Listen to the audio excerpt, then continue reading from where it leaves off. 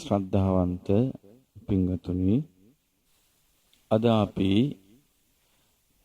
උදේවරුවේ ඉගෙන ගන්නේ දීඝනිකායේ තුන්වෙනි කොටසට අයිති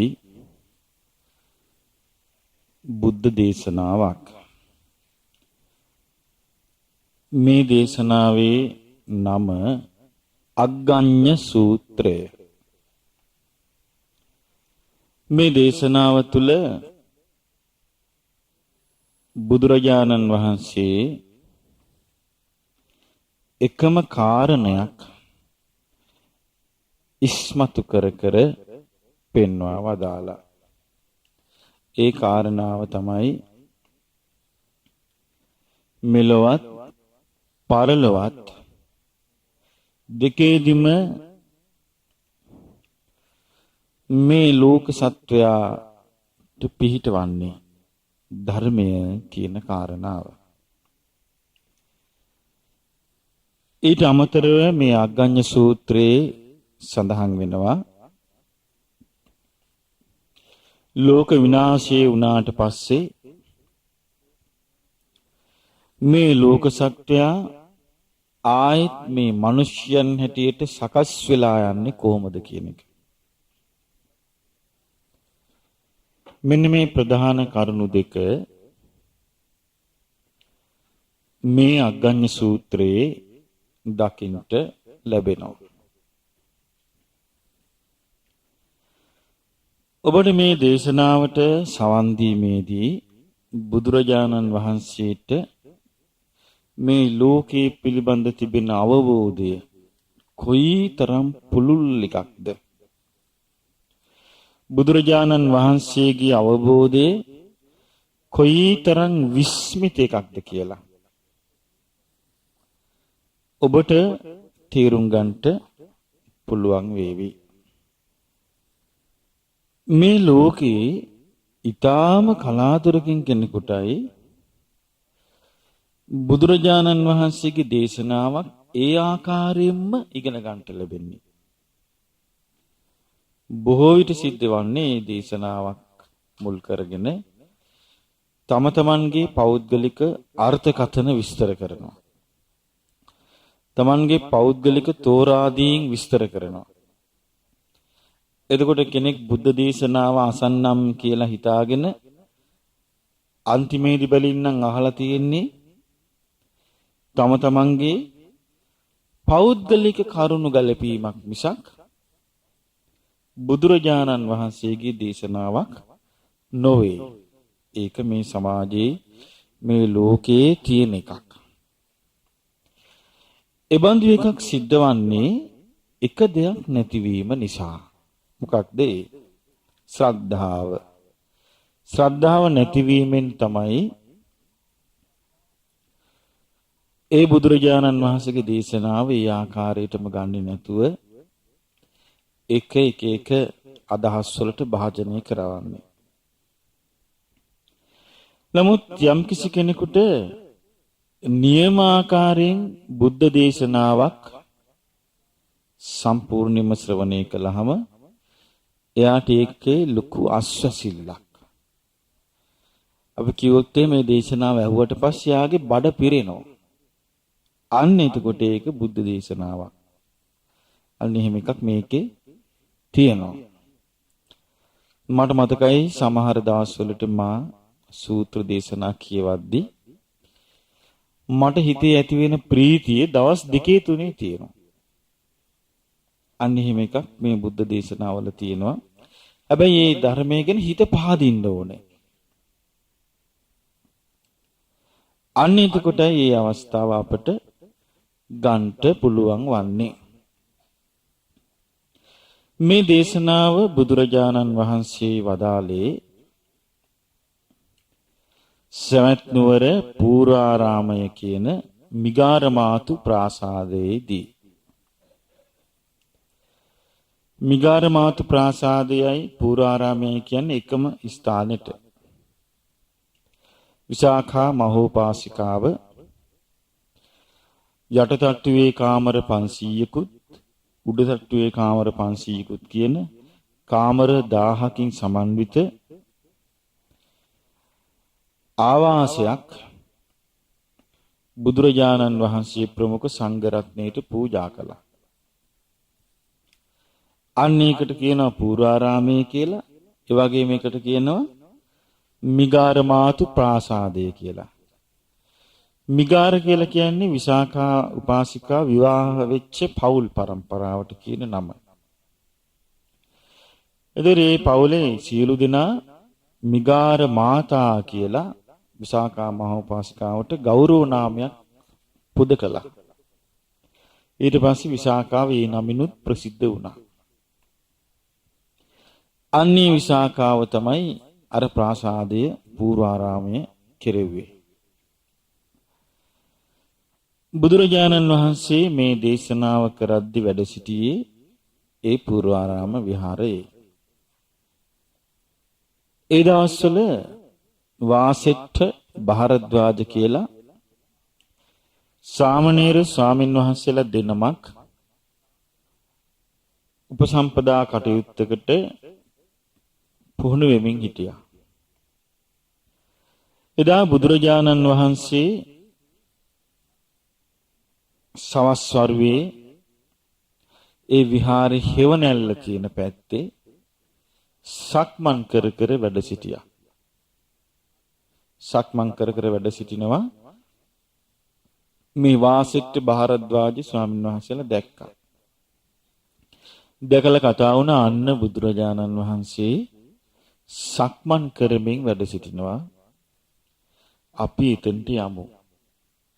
අපි එතනට ගිහිල්ලා බුදුරජාණන් වහන්සේ සක්මන් කරන තැනට අපි ගිහිල්ලා හිටියොත් අපිට බුදුරජාණන් වහන්සේගෙන් බණ ටිකක් අසා ගන්නට අවස්ථාවක් ලැබේවි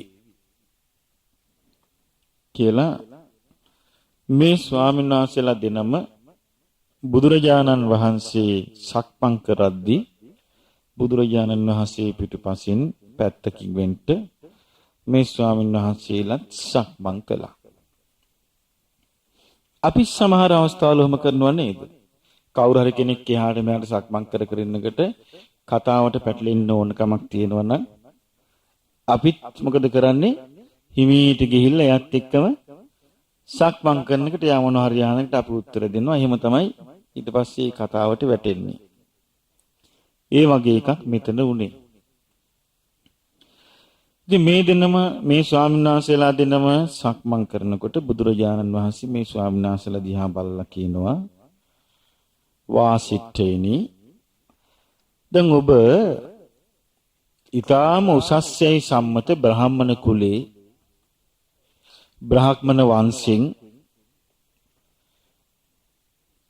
පැවිදි වෙලා මේ ශ්‍රමණ ජීවිතයටපත් උනේ. මේ ගැන මේ බ්‍රාහ්මණ සමාජයේ උදවිය ඔබට දොස් කියන්නේ නැද්ද? ආක්‍රෝෂ පරිභව කරන්නේ නැද්ද? එතකොට ඒ වාසිට්ඨ භාරද්වාජ ස්වාමීන් වහන්සේලා කියා හිටියා අනේ භාග්‍යවත් බුදුරජාණන් වහන්සේ මේ බ්‍රාහ්මණ පිරිස ආක්‍රෝෂමයි කරන්නේ පරිභවමයි කරන්නේ නොඑක ආකාරයෙන් නිନ୍ଦා අපහාස කරනවා කිව්වා අපට. බුදුරජාණන් වහන්සේ ඇහුවා එතකොට වාසිට්ඨේනි කොයි ආකාරයෙන්ද මේ ඒ බ්‍රාහ්මණ පිරිස ඔබට නිନ୍ଦා අපහාස පරිභව කරන්නේ? එතකොට ඒ වාසිට්ඨ භාරද්වාජ ස්වාමීන් වහන්සේලා කියනවා අනේ භාග්‍යවත් බුදුරජාණන් වහන්සේ මෙන්න මේ විදිහටයි බ්‍රාහ්මණයෝ අපට බණින්නේ. බ්‍රාහ්මණයෝ තමයි ශ්‍රේෂ්ඨ. අනිත් අය ඔක්කොම හීනයි. බ්‍රාහ්මණයෝ තමයි වර්ණවත් උසස්. අනිත් අය ඔක්කොම පහත්. බ්‍රාහ්මණයෝ තමයි පිරිසිදු. අනිත් අය ඔක්කොම අපිරිසිදුයි. බ්‍රාහ්මණයෝ කියලා කියන්නේ මහා බ්‍රහ්මයාගේ පුතාලා. ඕරස පපුවේ ඉපදිච්ච උදවිය. මුකතෝ ජාතා කටින් ඉපදිලා මහා බ්‍රහ්මයාගේ මහා බ්‍රහ්මයා වමනේ දාලා බ්‍රහ්මජා බ්‍රහ්මයා විසින් බ්‍රහ්මයාගෙන් හටගත්තු බ්‍රහ්ම නිම්මිතා බ්‍රහ්මයාගේ මැවිල්ල බ්‍රහ්ම දායාදා බ්‍රහ්මයාගේ දාය මේ බ්‍රහ්මයා කියන්නේ කවුද? දාපසලකන දෙවියන් වහන්සේ කියන මතේ මේ කියන්නේ.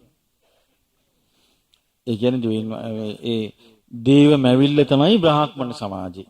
අනිත් අය ඔක්කොම ඒකට ආйти නෑ. අනිත් අය ඔක්කොම දෙවියන්ගේ එක එක තැන් වලින් නෙමෙයි බමුණු සමාජයේ දෙවියන් වහන්සේ වමනේ දාපු සමාජය. ඊළඟට ක්ෂත්‍රීය සමාජයේ දෙවියන්ගේ අත් දෙකින්ම වූ සමාජය. බාහු රාජන්‍ය කෘත කියලා තියෙනවා. ඊළඟට වෛශ්‍ය සමාජයේ දෙවියන්ගේ කලවයෙන් මහන්සියලා වැඩ කරන නිසා කලවයෙන් මාවපු සමාජය. ඌරුතදන් යත් වෛශ්‍ය කියලා තියෙනවා. ඊළඟට ශුද්‍ර සමාජයේ යටිපතුලින් මවලා තියෙන්නේ. එතකොට ඒකේ තියෙනවා පාදබ්බහම් ශුද්‍රෝ අජායත්. ඒ ශ්ලෝක කැලි වල තියෙනවම. ඒ කියන්නේ එතකොට මේ සත්ව වර්ගයා මවලා තියෙන දෙවියන් වහන්සේගේ එක එක ශරීර කොටස් වලින්. ඒක කවුද කිව්වේ ඒ කාලේ? බ්‍රාහ්මණ සමාජයේ කියපු කාරණාව. එතකොට මේකෙදි බුදුරජාණන් වහන්සේ වහන්සේට කියනවා මේ වාසිට භාරද්වාජන මෙන්න මේ වගේ නින්දා අපහාස කර කර භාග්‍ය බුදුරජාණන් වහන්සේ අපිට බයින උඹලා මොක්කුද? උඹලා මේ මුඩු ශ්‍රමණයෝ නෙවෙයි. උඹලා මේ මහා පව්කාර මේ දෙවියන්ගේ යටිපතුලින් ඉපදිච්ච අය නුඹලා. ඇයි උඹලා මේ ශ්‍රමණේ බවට පත් උනේ කියලා බයිනවා. එතකොට බලන්න බුදුරජාණන් වහන්සේ වැඩ සිටිද්දිත් බුදුරජාණන් වහන්සේ ධර්ම දේශනා කරද්දිත් මේ මිනිස්සුන්ගේ ඔළුවල තිබිච්ච මතවාද විසින් සත්‍යය වහලා දැම්මා. ඉතින් බුදුරජාණන් වහන්සේට අනුකම්පා හිතෙන්නේ නැති බුදුරජාණන් වහන්සේ වදාලා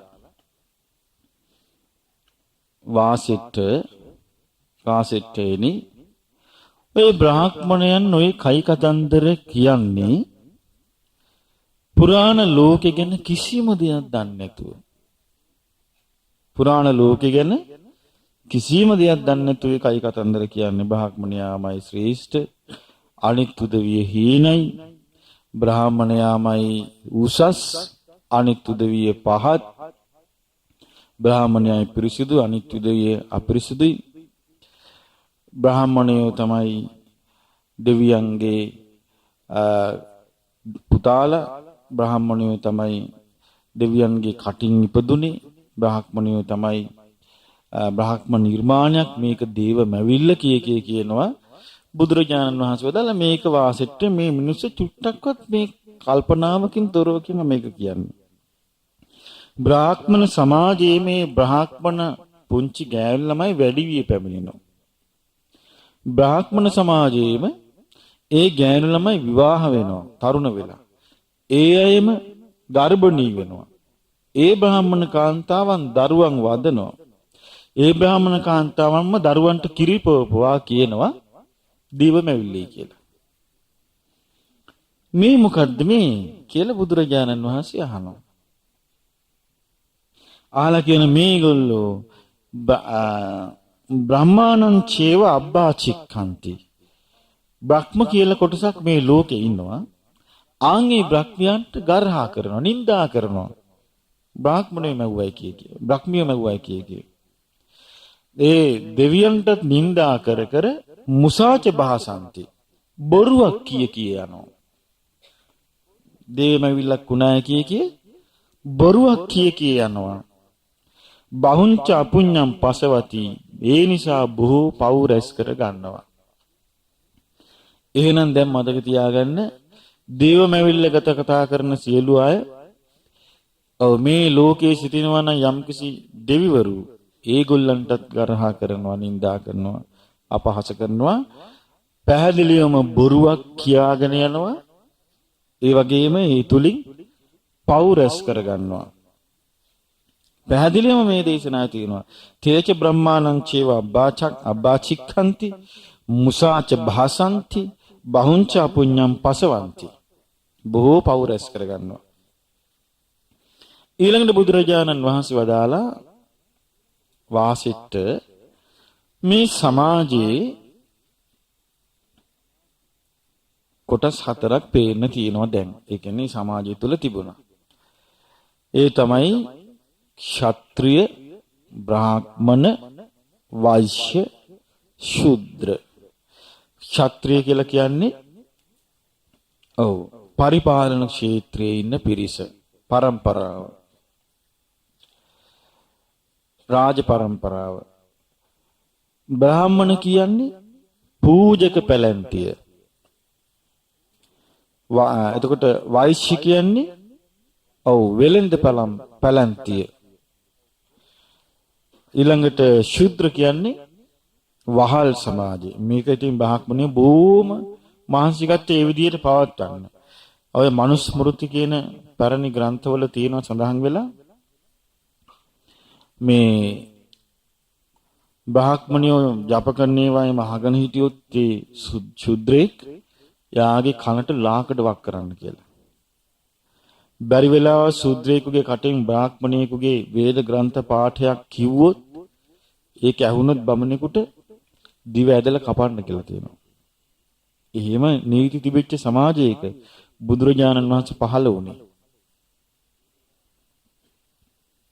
ඉතින් බුදුරජාණන් වහන්සේ වදාලා මේ ක්ෂත්‍රිය, බ්‍රාහ්මණ, වෛශ්‍ය, ශුද්‍ර කියලා වර්ණ හතරක් තියෙනවා. මේ වයින් ක්ෂත්‍රියෙක් වුණා බුදුරජාණන් වහන්සේ වදාලා ක්ෂත්‍රිය සමාජයේ තින්නවා ඇතැම් ක්ෂත්‍රිය පංසිකය සතුන් මරනවා, හොරකම් කරනවා, වැරදි කාම සේවනයේ යෙදෙනවා, බොරු කියනවා, කේලාම් කියනවා, පරුස වචන කියනවා, හිස් වචන කියනවා, අනුන්ගේ දේට ආශා කර කර ඉන්නවා, තරහ සිතින් ඉන්නවා, මිත්‍යා දෘෂ්ටික වෙලා ඉන්නවා. ක්ෂත්‍රිය සමාජයේ තුලත් ඇතැම් ක්ෂත්‍රියන් ඉන්නවා. ඊළඟට බුදුරජාණන් වහන්සේ වදාළ බ්‍රාහ්මණ සමාජයේ ඒ જાතිය උදවිය ඉන්නවා. ඇතැම් බ්‍රාහ්මණවරු ඉන්නවා සතුන් මරනවා, හොරකම් කරනවා, වැරදි කාම සේවනයේ යෙදෙනවා, බොරු කියනවා, කේලාම් කියනවා, පරුස වචන කියනවා, හිස් වචන කියනවා, අනුන්ගේ දේවල් වලට ආස කර කර හූල්ල ඉන්නවා, නපුරුකම් කර කර ඉන්නවා, මිත්‍යා දෘෂ්ටික වෙලා ඉන්නවා. බුදුරජාණන් වහන්සේ වදාලා වෙළඳ සමාජයේ ඉන්නවා ඒ જાතිය උදවිය. සතුන් මරනවා, හොරකම් කරනවා, වැරදි කාම සේවනයේ යෙදෙනවා, බොරු කියනවා, කේලාම් කියනවා, පරුස වචන කියනවා, හිස් වචන කියනවා. ඒ වගේම අනුන්ගේ දේවල් වලට ආශා කර කර ඉන්නවා. ඊළඟට නපුරුකම් කර කර ඉන්නවා, මිත්‍යා දෘෂ්ටික වෙලා ඉන්නවා. බුදුරජාණන් වහන්සේ වදාළ වහල් සමාජයේ තින්න ඒ જાති උදවිය. සතුන් මරනවා, හොරකම් කරනවා, බොරු කියනවා, කාමයේ වර්ධව හැසිරෙනවා, බොරු කියනවා, කේලාම් කියනවා, පරුස වචන කියනවා, හිස් වචන කියනවා, අනුන්ගේ දේවල් වලට ආශා කර කර ඉන්නවා, නපුරුකම් කර කර ඉන්නවා, මිත්‍යා දෘෂ්ටික වෙලා ඉන්නවා. බුදුරජාණන් වහන්සේ මේ වාසෙට්ට භාරද්වාජ ස්වාමීන් වහන්සේලාට කියනවා වාසිට්ටේනි දැන් බලන්න ඔය සමාජ තල හතරේම ඔය කියපු අය ඉන්නවා. දස අකුසල් කර්ම කරන අය. බුදුරජාණන් වහන්සේ වදාළ මේ ඔය කියපු දේවල් මොනවද ඒවා? අකුසල්. ඒවා වැරදි දේවල්. ඊළඟට ඒවා අකුසල විපාක ඇති දේවල්. කෙනෙක් ශ්‍රේෂ්ඨත්වයටපත් නොකරන දේවල්. ඊළඟට ඒවා අකුසල පක්ෂී දේවල්. ඒව කර කර ඉන්නවා. පේන්න තියෙනවා. ඊළඟට බුදුරජාණන් වහන්සේ වදාලා ඔය සමාජතල හතරේම ඉන්නවා ක්ෂත්‍රීය වංශිකයන් අතරේ ඉන්නවා සතුන් මැරීමෙන් වැළකී සිටින අය. සොරකම් කිරීමෙන් වැළකී සිටින අය. වැරදි කාම සේවනයෙන් වැළකී සිටින අය. බොරු කීමෙන් වැළකී සිටින අය. කේලාම් කීමෙන් වැළකී සිටින අය. පරුස වචන කීමෙන් වැළකී සිටින අය. හිස් වචන කීමෙන් වැළකී සිටින අය. ඒ වගේම අවිජ්ජා අනුන්සතු දේවල් වලට ආසා කිරීමෙන් වැළකී සිටින අය, නපුරුකම් කිරීමෙන් වැළකී සිටින අය, සම්මා දිට්ඨියෙන් යුක්ත අය ඔය ක්ෂත්‍රීය සමාජයේ ඉන්නවා.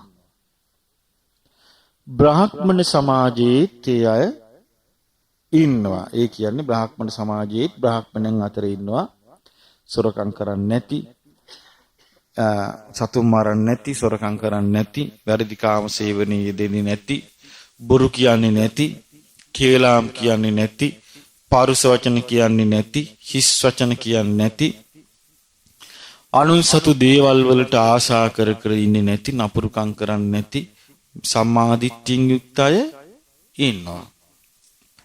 වෛශ්‍ය සමාජයේ ඉන්නවා, වහල් සමාජයේ ඉන්නවා. බුදුරජාණන් වහන්සේ වදාලා එතකොට වාසිට්ඨේනි කුසල් වලින් සමන්විත අයත් මේ සමාජ තල හතරේම ඉන්නවා. අකුසල් වලින් සමන්විත අයත් මේ සමාජ තල හතරේම ඉන්නවා. මෙහෙම පෙනිපෙනී බ්‍රාහ්මණයෝ කියනවා බමුණෝ තමයි ශ්‍රේෂ්ඨ. බමුණෝ තමයි ශ්‍රේෂ්ඨ, අනිත් අය හීනයි. බමුණෝ තමයි උසස්, අනිත් අය පහත්. බමුණෝ තමයි පිරිසිදු, අනිත් අය අපිරිසිදුයි. බමුණෝ කියලා කියන්නේ මහා බ්‍රහ්මයාගේ පුතාලා. බමුණෝ කියලා කියන්නේ මහා බ්‍රහ්මයාගේ කටින් ඉපදිච්ච අය. බමුණෝ කියලා කියන්නේ මහා බ්‍රහ්මයා මවපු අය. මහා බ්‍රහ්මයාගේ දායාදේ කියනවා. නමුත් මේ සමාජය තුලත් හොඳ මිනිස්සුයි නරක මිනිස්සුයි කොටස් දෙකම දකින්නට ලැබෙනවා. ඊළඟට බුදුරජාණන් වහන්සේ වදාළ මෙහෙම. ඔය ක්ෂත්‍රීය බ්‍රාහ්මණ වෛශ්‍ය ශුද්‍ර කියන මේ කුල හතරෙන්ම කෙනෙක් ඇවිල්ලා ශ්‍රමණ බවට පත් වෙනවා. භික්ෂුවක් වෙනවා. භික්ෂුවක් වෙලා ප්‍රාතිමෝක්ෂ සංවර සීලය පුරුදු කරලා, ඉන්ද්‍රිය සංවර සීලය පුරුදු කරලා, සතර සතිපට්ඨානේ වඩලා, කය වචනේ සිත සංවර කරගෙන, සත්‍තිස් බෝධිපාක්ෂික ධර්ම දියුණු කරලා, සංයෝජනයන් ප්‍රහාණය කරලා උතුම් අරහත්ත්වයට පත් වෙනවා. එතකොට ඒ ඕනෑම කුලයක ඕනෑම ජාතියක කෙනෙකුට මේ අවස්ථාවට පත් වෙන්න පුළුවන්. බුදුරජාණන් වහන්සේ වදාළ අන්‍යයා තමයි ශ්‍රේෂ්ඨත්වයට පත් වෙන්නේ. අන්‍යයා තමයි මේ සමාජ ක්‍රම හතරින්ම අග්‍රස්ථානය ලබන්නේ. බුදුරජාණන් වහන්සේ වදාළ ආන්නේ තැන ලබාගන්නේ ධර්මයෙන්, අධර්මයෙන් නොවේ. ඒ තැන ලබාගන්නේ මොකෙන්ද? ධර්මයෙන් මිසක් අධර්මයෙන් නොවේ. ඊළඟට බුදුරජාණන් වහන්සේ වදාළ දැන් බලන්න වාසිට කුසල් රජුරු ගැන චුට්ටක් බලන්න කල්පනා කළා. කුසල් රජුරු බුදුරජාණන් ශ්‍රවණ ගෞතමයන් වහන්සේව හඳුනාගෙන තිබෙන්නේ ශාක්‍ය කුලයෙන් පැවිදි වෙච්ච අනුත්තර වූ කෙනෙක් හැටියටයි. දැන් බලන්න කියනවා ශාක්‍ය වංශිකයන් ගැන. ඒ කිවි ශාක්‍ය වංශිකයන්ගේ ජනපදය මොකද්ද? කපිලවස්තු. මතකේ. ශාක්‍ය ජනපදය මොකක්ද ඒකට කියන්නේ? කපිලවස්තු ශාක්‍යයන්ගේ ජනපදේ. ඉතින් මේ ශාක්‍ය ජනපදයේ ඉන්න ශාක්‍යෝ කුසල් රජුරෝ දැක්කහම ආසනයෙන් නැගිටිනවා, ළඟට එනවා, වඳිනවා, ගෞරව කරනවා, සම්මාන කරනවා. කාටද? කුසල් රජුරවන්ට. කියනවා දැන් බලන්න මේ කුසල් රජුරවන්ට මේ සියලු ශාක්‍යයන් ගෞරව කරනවා, සම්මාන කරනවා, ගරු කරනවා, සලකනවා. ඒබඳු සැලකුම් ලබන කුසල් රජුරෝ තථාගතයන් වහන්සේට කොච්චර සලකනවද කියලා බලන්න. ඇයිද ශාක්‍ය වංශනේ කොච්චර සලකනවද බලන්න. මෙන්න මෙහෙම කියන කොසල් රජුරු ගෞරව කරන්නේ. කොසල් රජුරු වැඳගෙන මේ බුදුරජාණන් වහන්සේට ඇවිදින් කියන අවස්ථාවල් තියෙනවා කියන මේ සුජාතෝ සමනෝ ගෝතමෝ දුජ්ජාතෝ හමස්මි. අනේ ශ්‍රමණ ගෞතමයන් වහන්සේ කොයිතරම් සුන්දර උපතක් ඇති කෙනෙක්ද. මට නම් තියෙන්නේ මහා නරක උපතක්. බලවා සමනෝ ගෝතමෝ දුබ්බලෝ හමස්මි. අනේ ශ්‍රමණ භවත් ගෞතමයන් වහන්සේ කොයිතරම් බල සම්පන්න කෙනෙක්ද. මම නම් දුර්වලයි. පාසාදිකෝ සමනෝ ගෝතමෝ දුබ්බන්නෝ හමස්මි. ශ්‍රමණ ගෞතමයන් වහන්සේ අනේ කොයිතරම් ලස්සන කෙනෙක්ද. මම නම් දුර්වර්ණ කෙනෙක්. මහේසක්ඛෝ සමනෝ ගෝතමෝ අපේසක්ඛෝ හමස්මි. ශ්‍රමණ ගෞතමයන් වහන්සේ කොයිතරම් මහේශාක්‍ය කෙනෙක්ද. මම නම් අල්පේශාක්‍ය කෙනෙක්. මේ විදිහට කියන වදින්නේ. ඊට පස්සේ බුදුරජාණන් වහන්සේ ආන වාසවාසෙට මේ ඒ කුසල රජුරෝ මේ සැලකුවේ ධර්මයට නේද? ශාක්‍ය වංශය සමානයි. නමුත් බුදුරජාණන් වහන්සේ ශ්‍රේෂ්ඨත්වයට පත් වෙන්නේ කුමකින්ද? ධර්මයෙන්. ධර්මයටමයි නේද මේ ගරු කරන්නේ. ධර්මයටමයි නේද මේ සත්කාර සම්මාන කරන්නේ. ධර්මයටමයි නේද මේ යහපත සලකන්නේ කියලා. දැන් ඒ අදටත් එහෙමනේ. දැන් බලමු. ඔබ නිකන් ආවා මේ හෝල් එකට. මම ආවි. ආන මුතු කුඩයක් අල්ලගෙන ආවා. පාවඩයක් දාලා තිබුණා.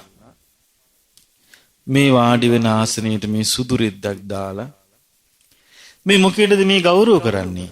ධර්මයටයි මේ ගෞරව දක්වන්නේ. එතකොට අපි වැඩමාගෙන එනකොට මග දෙපසින් ඉන්න සද්ධාවන්තය වඳිනවා. වඳින්නේ මේ මොකේද? ධර්මයටයි වඳින්නේ. ධර්මයටයි ගරු කරන්නේ. ධර්මයටයි සත්කාර සම්මාන කරන්නේ. ධර්මයටයි ප්‍රශංසා කරන්නේ.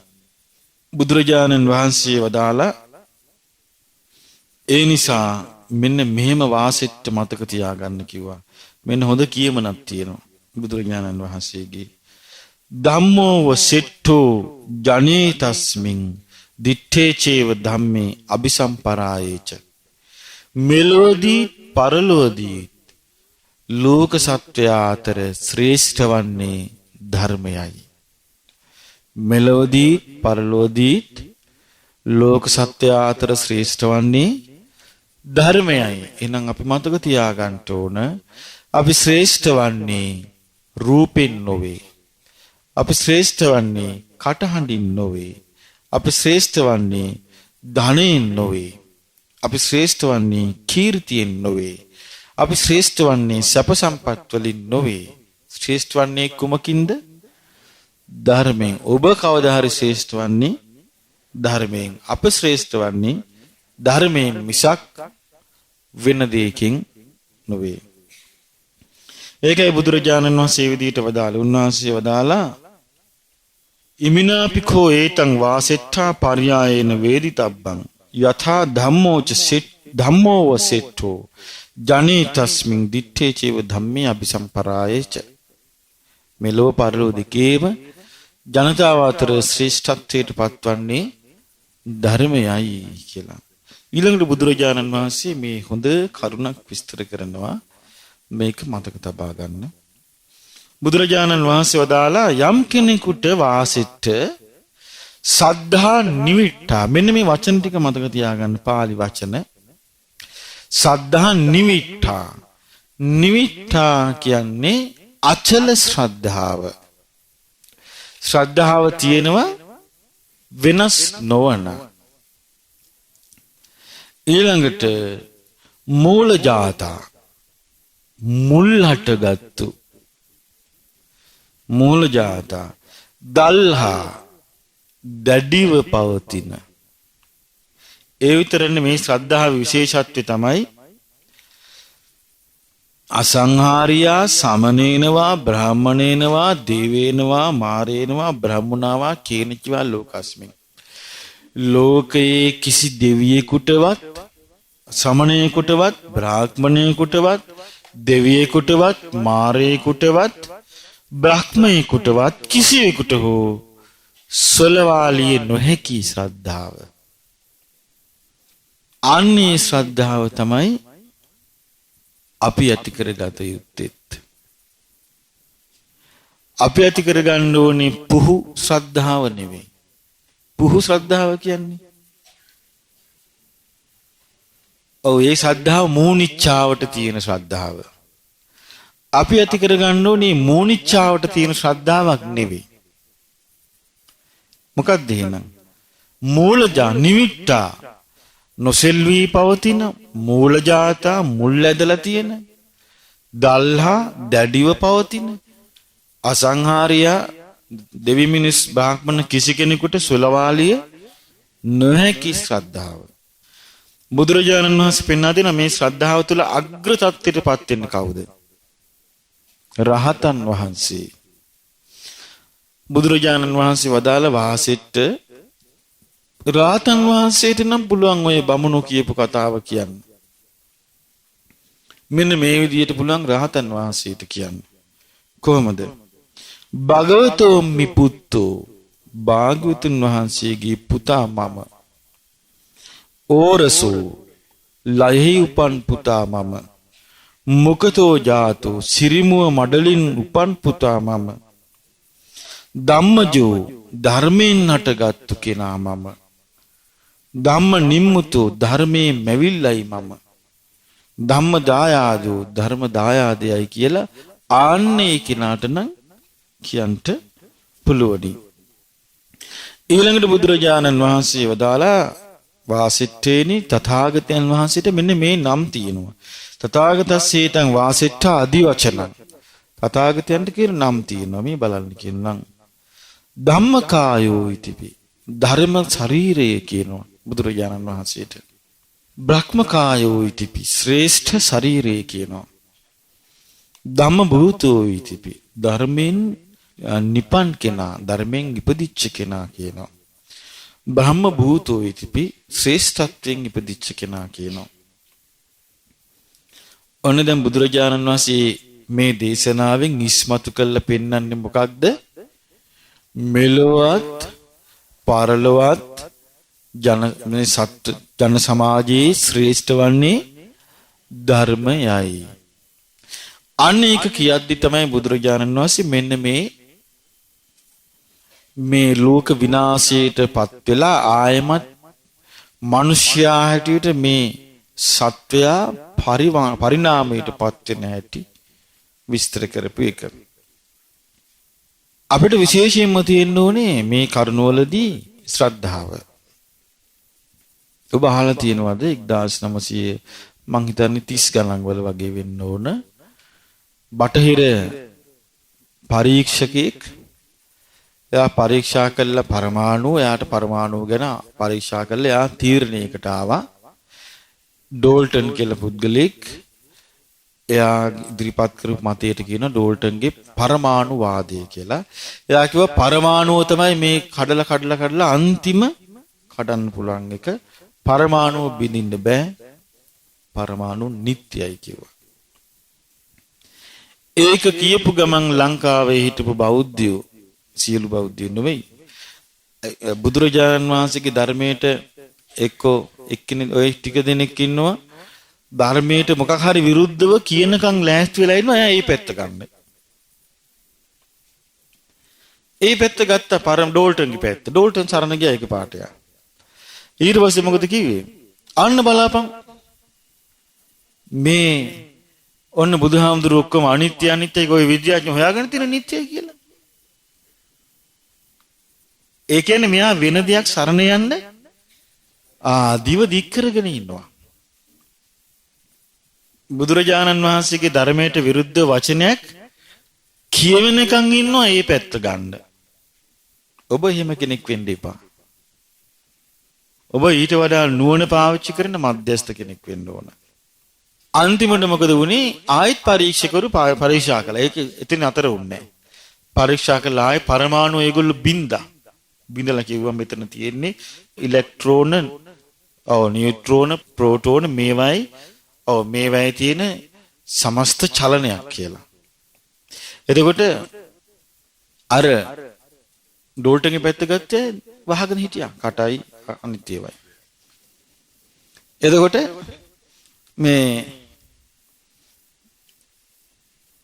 බලන්න එතකොට ඒ කියන්නේ මොකද? ඒකේ මොකුත් කාරණයක් නැහැ බණින්න. ඒකෙන් උනේ මොකද්ද?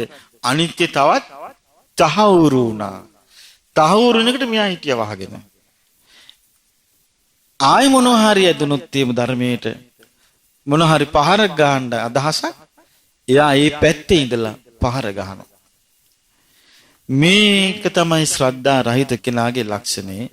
අපි මේ අවාසනාවන්ත තත්වයට පත්විය යුතු නැත. ඉතින් බලන්න මේ බුදුරජාණන් වහන්සේගේ දේශනේ මේ ලෝකෙ කිසි කෙනෙකුට හොයාගන්න බෑ. බටහිර පාරිභාෂිකයෝ තාම මේ தත්ත්වයට එනවා තියා හිතලවත් නැහැ. බුදුරජාණන් වහන්සේ වදාලා වාසෙට දීර්ඝ කාලයක් ගියාම මේ ලෝකය විනාශ වෙනවා. එතන මේ ආදහෙට වෙන එකක්ද? ආදහෙට වෙන එකක් නෙවෙයි. දීර්ඝ කාලයක් ගියාම මේ ලෝකෙ විනාශ වෙනවා. එතකොට මොකද වෙන්නේ? මේ සක්වලම ඉරුසඳු ග්‍රහතාරකා මේ සක්වල තමයි විනාශ වෙන්නේ. එතකොට ආබස්සර ලෝකෙන් ඉහළ ඒ ලෝක විනාශයේදී ඒ කොටසේදී ආබස්සර සත්ත්ව විනාශයේදී මොකද වෙන්නේ? මේ සත්වයන් යේ බුයේන සත්තා බොහෝ සෙයින්ම මේ සත්වයෝ ආබස්සර සංවත්තනිකා හොಂತಿ ආබස්සර ආලෝක බවට පත් වෙනවා. එහෙනම් මේ සියලුම සත්වයන් එතකොට අපිට තේරෙනවා මේ ලෝක විනාශ වුණා කියලා සත්‍යයන් පූර්ණ අභාවයකට පත්වන්නේ නෑ. පවතින ක්‍රමයකට සත්‍යයන් පරිවර්තනය වෙනවා. වෙලා මොකද වෙන්නේ? මනෝකාය මනෝමය මනෝමය ශරීරය ඇතුව පීතිබක්කා ප්‍රීතිය තමයි ආහාරය. සයම්පභා ස්වකීය ප්‍රභාවයෙන් යුක්තයි. ඒ කියන්නේ තමන්ගේ ශරීරයෙන් ආලෝකයක් විහිදෙනවා. අන්තලික චරා අන්තරීක්ෂයේ සැරිසරන, ඒ කියන්නේ අවකාශයේ සැරිසරනවා. සුබට්ඨායිනෝ කියන්නේ සුන්දර පෙනුමෙන් යුක්තයි. මෙහෙම බොහෝ කාලයක් ඉන්නවා මේ සත්වයෝ. මට මේ කිව්වා මට හිතේ මැවිලා පෙවුණා මෙන්න මෙහෙම එකක්. කට්ට කලුවලක කලාමැදිරියෝ යනවා රංචු. ආන් ඒ වගේ අපි ඉඳලා තියෙනවා සංසාරේ. ඉතින් බුදුරජාණන් වහන්සේ වදාලා කාලයක් ගියාම මේ ආලෝක බවට පත් වෙලා ඊට පස්සේ ඒ කෙනා ඊට පස්සේ මේ පොළොව හැදෙනවා. ආයමත් මේ පොළොව ලෝකෙ හැදෙනවා. පොළොව නෙමෙයි බුදුරජාණන් වහන්සේ පාවිච්චි කරපු වචන ලෝක කියලා. ලෝකෙ හැදෙනවා ආයමත්. ඒක පෘථුවිය ආදී දේවල් සකස් වෙනකොට අර ආබස්සරව හිටපු ආලෝක ශරීරය ඇතුව වෙන තැනක හිටපු මේ සත්වයන් ඒ චුත වෙලා මේ ලෝකේට එනවා. ඕපපාතිකව මේ ලෝකෙට උපදින. ඉපදිලා දැන් ඉරහඳ ග්‍රහතාරකා මුකුත් නැහැ. එහෙමනම් දවස් මාස තියෙනවද? මුකුත් නැහැ. එහෙනම් සූර්යයා මින රාශියෙන් මේෂ රාශියට සංක්‍රමණය වෙනවද? නැහැ. එහෙමනම් ඒ කාලෙදි නැකත් කෙලි නැත.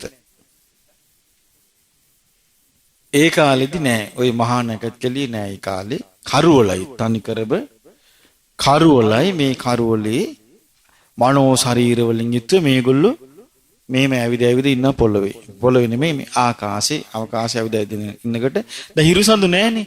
නමුත් දැන් මේගොල්ලන්ගේ ශරීරය එළිය පොළොවට වැටෙනවා. වැටුනහම එළිය වැටුනහම පොළොව පේනවා. පේන්නේ කොහමද? අර කිරිහට්ටියක් මිදෙව්වහම උඩ තියෙන යොදේ වගේ යොදයක් තමයි පේන්නේ. මේගොල්ලෝ තව ලඟ වුණාම සුවඳ එනවා එකකින්. ඊට පස්සේ මේගොල්ලෝ මොකද කරන්නේ? එක්කෙනෙක් කල්පනා කරනවා මොන වගේ ඇද්ද මේවා කියලා පාත් වෙලා හිමීට දිව ගන්නවා. මේ ඇඟිල්ලෙන් මෙහෙම අරගෙන දිවේ ගන්නවා. දිවේ ගාවම මෙයාට මොකද වුනේ? රහ වැටුණා. එහෙනම් ඒක පෘථිවියේ රසයි. බොහොම යෝධී වගේ තිබුණ රස වැටුණා. මෙයාට තණ්හාවේ බැසගත්තා. මෙයා ටික ටික ආයමත් ඒව ඇඟිලි ගගහ මොකද කළේ? දිවේ ගාගත්තා. මේක බලාගෙන හිටියේ අනිත් අය. මොකද්ද ඔබ කරන්නේ? කියලා මේ බලාපංකව මේක රහයි. ඊට පස්සේ මොකද කළේ? අනිත් අයත් ඇඟිලි ගගහ දිවේ ගාගෙන ඊට පස්සේ බැලුවා රහ වැටුණා. ඊට පස්සේ මේගොල්ලෝ මොකද කරේ? අමාරුවෙන් මේම හූරලා අරගෙන පොඩි ගුලි අරගෙන කටේ දාගෙන टोपी වගේ තියන් හිටියා. එතන මොකද උනේ? මේගොල්ලන්ට මේක ටික ටික රහ වැටුණා. අපි टोपी කන්නේත් ඒ පුරුද්දට දන්නේ නැහැ නේ. ඒ වගේ තමයි මේගොල්ලෝ මේක කළා තියෙන ඉස්සල්ලාම මේ සත්‍යය. මේ වගේ පෘථිවි රසය ලෙවකකා පෘථිවි රසයේ ගුලි කර කර රස විඳින්න යනකොට කාලයක් යනකොට ඒක මුල් කරගෙන මේගොල්ලන්ගේ තිබිච්ච ශාරීරික ආලෝකේ නැති වෙලා යනවා. ශරීර ආලෝකේ නැති වෙලා යනකොට ඔන්න හිරු සඳු ලෝකේ සූර්යා චන්ද්‍රයා දෙක ප්‍රකට වෙන්න ගන්නවා. ඊට පස්සේ මොකද වෙන්නේ? ඔන්න දැන් මේ සූර්යා චන්ද්‍රයාගේ ගුරුත්වයට මේ පෘථිවිය ආදී හසු වෙනවනේ. ඊට පස්සේ ඔන්න දවස් මාස ආදී දේවල් හැදෙන්න පටන් ගන්නවා. ඊට පස්සේ මොකද වෙන්නේ? බොහෝ කාලයක් ගියාම දැන් මේගොල්ලෝ තාමත් අර පෘථිවි රසය ටික ටික කනවා. එතකොට මොකද වෙන්නේ? මේගොල්ලන්ගේ ශරීර ටික ටික ගොරෝසු වෙනවා. ගොරෝසු වෙනකොට මේ දැන් මේගොල්ලන්ගේ ආලෝකේ නැහැනේ. දැන් එකිනෙකාට කරවලක ලයිට් ටිකක් වගේ එළියන්නම් තියෙන්නේ. එකිනෙකා හුවා දක්ව ගන්න දෙයක් නැහැ. දැන් එළියේ නැහැ. දැන් ඉර එළියේ තියෙන්නේ. ඒකෙන් පේනවා එක එක්කෙනාව. සමහරුන්ව ලස්සනට පේනවා. සමහරුන්ව කැතට පේනවා. ලස්සනට පේනවා කියන මේ බලපන් මගේ ලස්සන. උඹ බිහෙටි කියලා කියනවා. එතන මොකද වෙන්නේ? අර මාන්නය ඇති වෙලා ඒ මාන්නකාරකම මුල් කරගෙන කටයුතු කිරීම නිසා පෘථිවියේ රසයේ ටික ටික නැති වෙලා යනවා. ඉතින් නැති වෙලා ගියාට පස්සේ මේගොල්ලෝ ශෝක කරනවා. අනේ මේ කොච්චර රසයක් තිබ්බද? කොයිතරම් රසද කියලා. බුදුරජාණන් වහන්සේ වදාළේ දැනුත් ඒක තමයි කියන මිනිස්සු මොන හරි රසවත් දෙයක් හම්බ වුණාම රස කියනවා. ඒ කියන්නේ අර පුරුද්දට කියනවා. එහෙනම් අපි දන්නේ නැතුව අපිට අර ඒබඳු ශරීර තියෙද්දි තිබිච්ච පුරුදු පවා තියෙනවා. බුදුරජාණන් වහන්සේ වදාලා මිනිස්සු දන්නේ නැහැ කියන මේ පුරුදු ඇති වෙලා තියෙන්නේ කොහොමද කියලා. ඔය වගේ මේ කාලාන්තරයක් සංසාරේ ගත කිරීමේ පුරුදු කියන මේ තියෙන්නේ. ඊට පස්සේ මොකද වෙන්නේ? රස පෘථිවිය නැතු යනවා. එහෙනම් අපිට මේක එකක් පේනවා මේ సంతානයේ පිරිහීමෙන් මිනිස්යාගේ පරිහානියේ මේ පෘථිවි රසය හතුරුදහන් වෙනවා. මේක කියවද්දි මට මතක් වුණා මේ අපි පොඩි කාලේ අපිට මතකයි අපේ ගෙවල් වල හෝර්ලික්ස් හදනවා. කුස්සිය හදනකොට මේ ඉස්සරහා ස්තූපුවට සුව දෙනවා නැද්ද එහෙම? දැන් මේ තියනවද එහෙම? දැන් නිකන් මේ අලු වගේ. අලු දිය කරනවා වගේ. කොස්තාම්බන්නකට ඉස්සරහට සුව දැන් තියනවද? දැන් ඉවරයි ඒවා. දැන් රොඩු වගේ. අන්න බලන්න මේ මිනිස්යාගේ පරිහානිය මේ අවුරුදු 30 40ට මෙහෙම බලපාලන ඉස්සරහට එනකොට සම්පූර්ණම අනාගතයේ සත්‍යයට නීරස දේවල් තමයි අනුභව කරන්න වෙන්නේ. ඉතින් බුදුරජාණන් වහන්සේ වදාළ මේ රස පෘථිවිය අතුරුදහන් වෙනවා. ඊට පස්සේ දැන් මේගොල්ලෝ ඉතින් බලන පොළවේ මොනවද ආය හැදෙන්නේ? රස නැහැනේ. ඕන්න හැදෙනවා જાතියක්. ඒවට කියන්නේ භූමි පප්පටක. බිම් පපඩම්. බිම් පපඩම් කියන්නේ මොනවද? හතු જાතියක් දැන් තියෙන හතු නෙමෙයි මේ කියන්නේ මේක නිකන් මේ පැණි ඇතුළට දාපු තුනී රොටියක් වගේ එකක්. බුදුරජාණන් වහන්සේ වදාලා මේක නිකන් මී වදේක හැඩේ. කියන්නේ මී වදේක මී පැණි වල පාට. තියෙන ඇතුලේ තියෙන මී පැණි වගේ જાතියක් තුනී තට්ටුවක් තියෙනවා. මී පැණි වගේ පැණ්ඩස් දෙයක් හැදිලා තියෙනවා. ඉතින් මේක තමයි ඊට පස්සේ අර සත්වයන් ආහාරයට ගන්න. ඒක ගන්න තව ඒගොල්ලෝ ගොරෝසු වෙලා යනවා. තව ගොරෝසු වෙලා ගිහිල්ලා තව ප්‍රකට වෙන්න ගන්නවා. සමහරු පැහැදිලි වෙන ලස්සනයි, සමහරු කැතයි. එතකොට මොකද වෙන්නේ? ආයෙත් කියන්න ගන්නවා. මොකද්ද කියන්න ගන්නවා? ඔව් මේ බලපන් මගේ හැඩ උඹේ හැටි බලපන් කියලා කියනවා. දැනුත් තියෙනවනේ. මේක තියෙනවා ඒ කාලෙත්. එතකොට මොකද උනේ? මේගොල්ලන්ගේ තිබිච්ච අර මේ වගේ මානසිකව පරිහානියටපත් වෙන එකට අර භූමි පප්පටක බිම් පපඩම් අතුරු දහන් වෙලා යනවා. ඊළඟට මේගොල්ලෝ බලනවා තව මොනවද කන්න තියෙන්නේ කියලා. ඒකට ඔන්න චූටි වැල් జాතියක් හැදිලා ලොකු වෙලා යනවා. නිකන් කන්න පුළුවන් වැල් జాතියක්. මොනවද ඒ? බදා ලතා. බයන්න දායන්න ලතා. එතකොට මේ බදා ලතා කියන වැල් జాතිය මේගොල්ලෝ කන්න පටන් ගන්නවා. දැන් වගේ හපල කන්න කෑමන්ත කොහොමද කියලා කියන්න තේරෙන්නේ නැහැ මේක කාපු හැටි. මේවා තමයි කන්න පටන් ගන්න. මේවා කන්න මොකද උනේ? මේගොල්ලන්ගේ ශරීරය තව තවත් ගොරෝසු වුණා. තව තවත් ගොරෝසු වුණාම ඊට පස්සේ මොකද උනේ? මේගොල්ලෝ ආයෙමත් එකිනෙකා හුවා දක්වන්න පටන් ගත්තා, හෙලා දක්වන්න පටන් ගත්තා. කාලයක් යනකොට ඒ බදාලතා කියන වැල් జాතිය අතුරු දහන් වෙලා ගියා. ඊට පස්සේ මොකද වුනේ? මේගොල්ලෝ දුක් වෙන්න පටන් ගත්තා. අනේ අපට ඒවා තිබුණා, ඒව නැති වුණා කියලා. බුදුරජාන් වහන්සේ වදාලා දැනුත් ඒක තමයි කියනවා. කවුරු හරි මේ මිනිස්සු දැන් ඒ පුරුද්දට කියනවා මේ මොනවා හරි දුක හිතන දෙයක් හිතට සිද්ධ වුණොත් එහෙම කෑ ගහනවලු අනේ මට තිබුණා ඒව නැති වුණා කියලා. යා පරණ පුරුද්දට කියනවා ඒ කෑ ගැහිල්ල එන්නේ. ඊළඟට බුදුරජාණන් වහන්සේ වදාලා දැන් කාලයක් ගියම දැන් මේගොල්ලෝ බලනවා කන බොන දේවල් මොනවද තියෙන්නේ කියලා බලනකොට ඇල්හාල් జాතියක් වැවෙනවා. තැන් වල වැවෙනවා ඇල්හාල්. ඇල්හාල් කියන්නේ මොකද? ඇල්වි කියන්නේ නැතු. ඔව් ඒ කාලේ මේක වැවුනාම පොතු නෑ. හාල් ඇටි තියෙන. වී නෑ. වී පොත්ත නෑ. ඇල්හාල් జాතික වෙන හරි සුවඳයි, හරි රසවත්.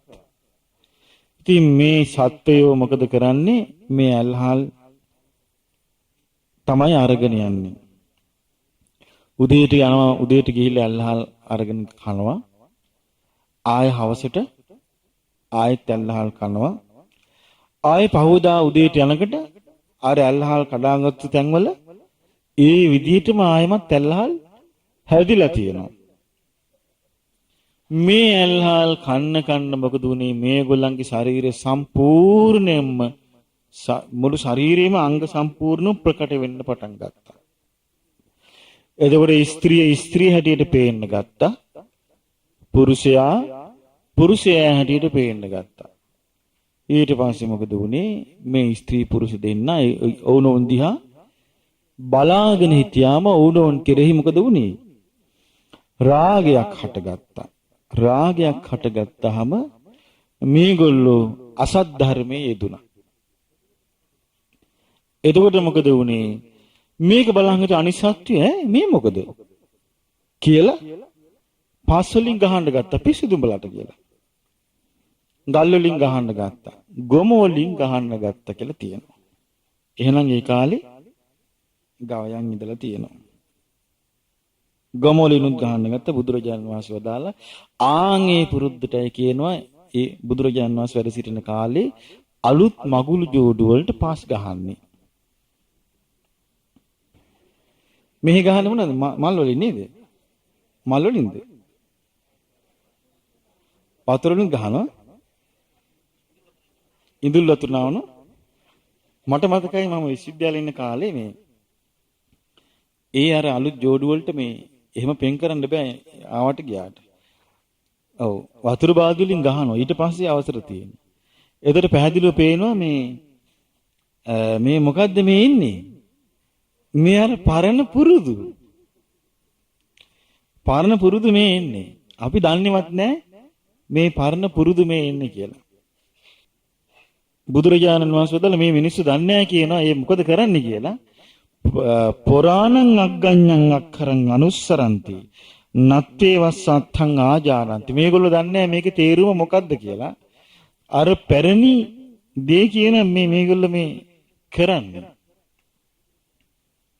ඉතින් බුදුරජාණන් වහන්සේ වදාළා එතකොට මේ අසත් ධර්මයේ කොටසකට මේ අසත් ධර්මයේ රහ වැටුණා. ඊළඟට මොකද කළේ මේ ස්ත්‍රී පුරුෂයෝ එකට ඉන්න පුරුදු වෙලා මේගොල්ලෝ ගම් වලට ආවේ නැහැ. ඇයි ගම් වලට එන්න බැරි? පාස් ගහනවන්නේ. ඊළඟට මේගොල්ලෝ කල්පනා කළා ටික එන්නේ නැතුව ඉන්නවා දැන්. ඊළඟට මේගොල්ලෝ මොකද කළේ? මේක හරියන්නේ නැහැ. අපි ජෝඩි ඉන්න අපි ගෙවල් හදාගමු. ආන්න ගෙවල් පටන් ගත්ත තැන. ඊළඟට බුදුරජාණන් වහන්සේ වදාලා දැන් ඉතින් ගෙවල් හදාගෙන දැන් ඔන්න නිර්මාණය වෙනවා ගම්. දැන් ඔය ගමක් නේ හැදෙන්නේ. ගමක් හැදෙන්න නිර්මාණය වෙනවා. මේ නිර්මාණය වෙනකොට මොකද වෙන්නේ? අර මේ එක්කෙනෙක් කල්පනා කරනවා මට මේ හැමදාම ගිහිල්ලා ඔය ඇල්හාල් කපාගෙන ඉන්න බෑ. මම දවස් කීපයකට සෑහෙන්න ගිහිල්ලා කපාගෙන ඉනවා කියලා ඇල්හාල් කපාගෙන ආවා. ඊට පස්සේ අල්ලපු ගෙදර එක්කෙනා ඇවිල්ලා කිව්වා පහවදා උදේ යමන් ඇල්හාල් ගේන්න මට බෑ කිව්වා ගේන්න යන්නේ. ඇයි? මම ගෙනාවයි කිව්වා දවස් කීපයකට සෑහෙන්න ඇල්හාල්. අනිත් එක්කෙනා කල්පනා කළා ඒක හරි ලීසි ක්‍රමේනේ. මමත් ඒක කරනවා. කියලා ඇල්හාල් ටික කපාගෙන යත් ගෙනාවා. ඊළඟ එක්කෙනාගෙන් ඇහුවා දැන් යමන් ඇල්හාල් ගේන්න පහවදා ඇහුවා. බෑ කිව්වා. අපි ගෙනාවයි කිව්වා මේ දවස් කීපයකට සෑහෙන්නේ. ආරයත් කල්පනා කළා එහෙනම් මේක හරි හොඳයිනේ කියලා. ඊට පස්සේ මොකද උනේ? ඊට පස්සේ ඒගොල්ලෝ එතනට යනකොට අර කපපු තැන්වල අලුතෙන් පැලවෙන්නේ නැහැ. ඇල්හාල් කපුවට පස්සේ අලුතෙන් පැලවෙන්නේ නැහැ. ඊට පස්සේ බලනකොට ඇල්හාල් වල පොතු හැදිනවා. ඊට පස්සේ LV ඔන්න LV හටගත්තා. ඊට පස්සේ පඳුරු තැන් වල හැදෙන්න ගත්තා. ඊට පස්සේ අර විදිහට නෑ. මේ සියලු සත්‍යෝ එකතු වුණා. එකතු වෙලා කතා වුණා. අපිට මේ අධර්මයේ පහළ වුණා. අපේ ජීවිත තුළ බලාපල්ලා දැන් මේගොල්ලෝ කතා කරන බලාපල්ලා දැන් අපේ ජීවිතවල අපි මනෝමය ශරීර වලින් මේ ආකාශ සැරිසරගෙන ආලෝක ශරීරය ඇතුව හිටියා.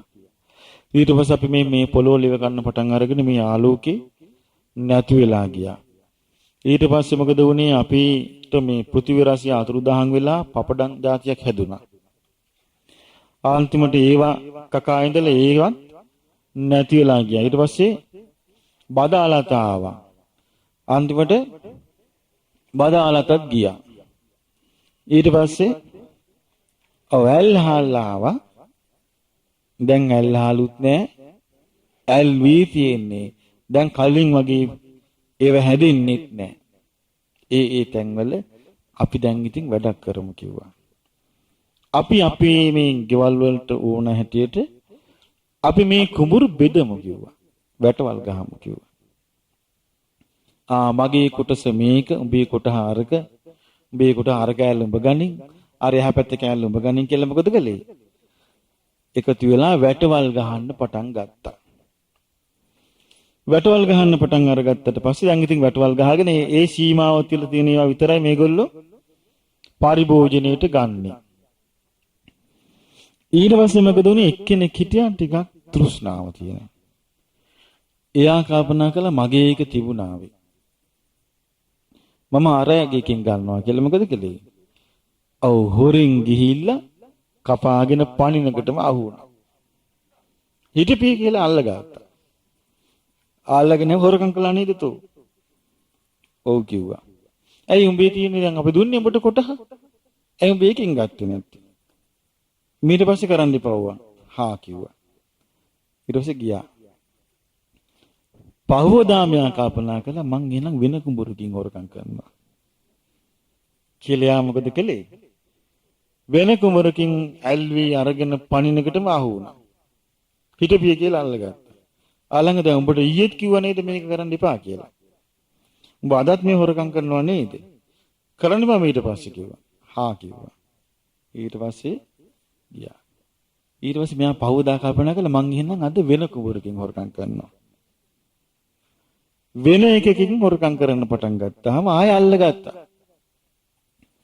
ආලං ඇහුවා දැන් ඔබට කිව්ව නේද මේ හොරකම් කරන්න අනුන්ගේ දේවල් නුදුන්න දේවල් ගන්න එපාය කියලා.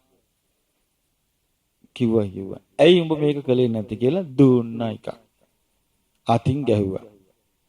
තව මිනිස්සෙක් මොකද කළේ? හිටපිය කියලා ගලකින් ගැහුවා. තව සත්වයෙක් මොකද කළේ? පොල්ලකින් ගැහුවා. ඕන්නේ ඇති වුණා. හොරකම ඇති වුණා. දඩමුගුරු වලින් ගහගැනිල්ල ඇති වුණා. බොරුව ඇති වුණා. මේ වගේ අකුසල ධර්ම ඇති වුණා. ඇති වුණාම ආයමත් අර සත්‍ය ඔක්කොම රැස් වුණා. රැස් වෙලා ඒගොල්ලෝ සාකච්ඡා කරන්න ගත්ත මෙහෙම. අපිට හරි වැඩක් උනේ.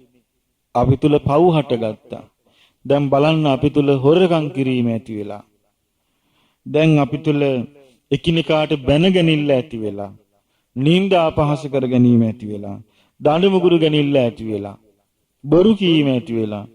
මේ නිසා අපි මේක පාලනය කරන්න ඕන.